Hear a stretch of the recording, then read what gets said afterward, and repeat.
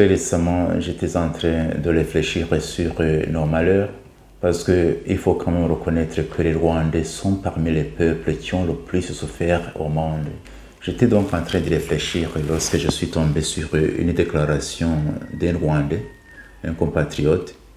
C'était un intellectuel, il avait un grade académique de docteur, mais je ne connais pas dans quel domaine. Il disait donc qu'il avait fait des recherches sur le génocide des Tutsis au Rwanda et qu'il avait trouvé que l'origine de l'idéologie génocidaire se trouve dans un document paru en 1957 qu'on appelle le Manifeste des Bahutus. J'étais vraiment très intéressé de savoir, de connaître l'origine de l'idéologie génocidaire. C'est pourquoi je me suis précipité d'aller chercher ce document. Je dois avouer que je connaissais l'existence historique de ce document, mais je ne l'avais jamais lu. Cette fois-ci, je me suis précipité pour le lire. Après avoir lu ce texte, je l'ai lu une deuxième fois.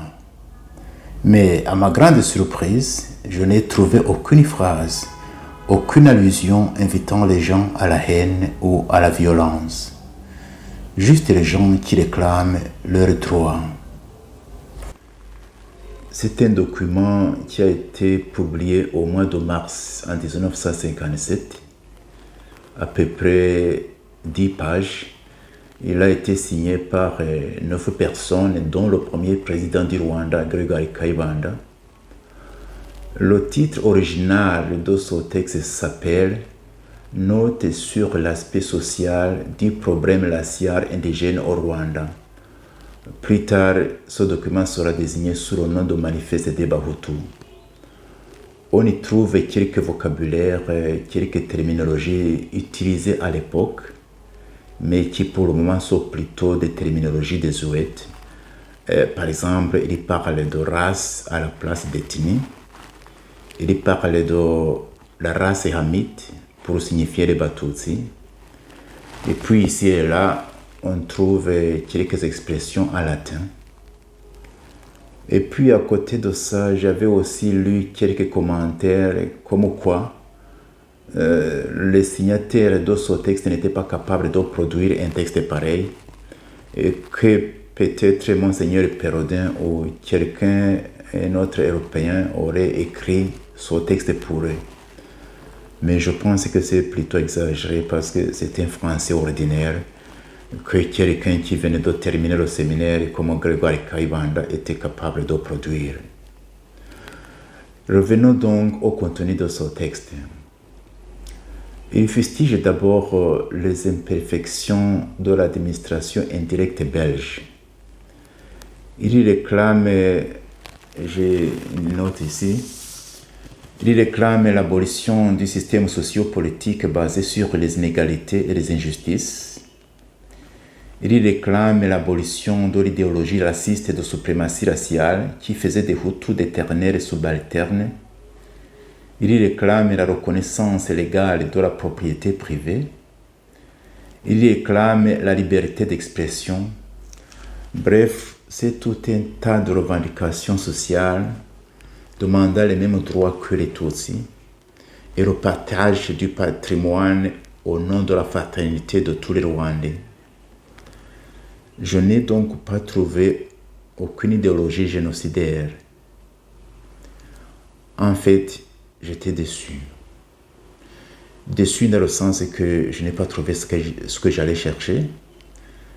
C'est pourquoi je me suis décidé moi-même de faire des recherches bibliographiques sur cette tranche de notre histoire. Ceci m'a amené à aller lire la réponse à ce manifeste des Bahutus. C'est une réponse qui a été donnée par les grands dignitaires de la cour royale du roi Rudahigwa. Une douzaine de personnes ont signé ce texte. C'est un texte qui a été publié un peu tard, au mois de mai 1958. Et dans un mépris, une arrogance terrible, il refuse toute idée de partager le pouvoir avec les Bahutus sous prétexte qu'ils ne sont pas leurs frères. Ils disent entre autres ceci: De tout temps, les Bahutus ont été esclaves des Batutsi. Ils n'ont en rien aucun lien de fraternité. Comment osent-ils dire qu'ils sont nos frères? Et s'ils ne sont pas nos frères, comment osent-ils réclamer le partage du patrimoine? Ruganzu et les autres de nos rois ont conquis les pays des Bahutus en tuant leurs roitelets et ont ainsi asservi les Bahutus. Comment maintenant ceux-ci peuvent-ils prétendre être nos frères? Comme le manifeste des Bahutus, j'ai lu ce document aussi 2 fois.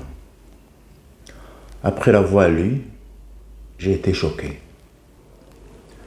Ce compatriote qui disait qu'il avait fait des recherches sur le génocide, je me suis demandé pourquoi il n'a pas critiqué, il n'a pas condamné cette lettre haineuse et raciste des grands dignitaires de la cour royale. J'ai appris qu'au Rwanda, certaines autorités ont commencé à changer, à réécrire l'histoire du Rwanda avec des changements pour que les enfants apprennent une histoire adaptée à leur idéologie ou à leur vision. Je ne sais pas si c'est vrai, mais si c'est vraiment vrai, ce serait dommage et même criminel parce que l'histoire d'un pays fait partie du patrimoine de la nation. Aucune autorité, si puissante soit-elle, n'a le droit d'éditer ou de changer l'histoire d'un peuple.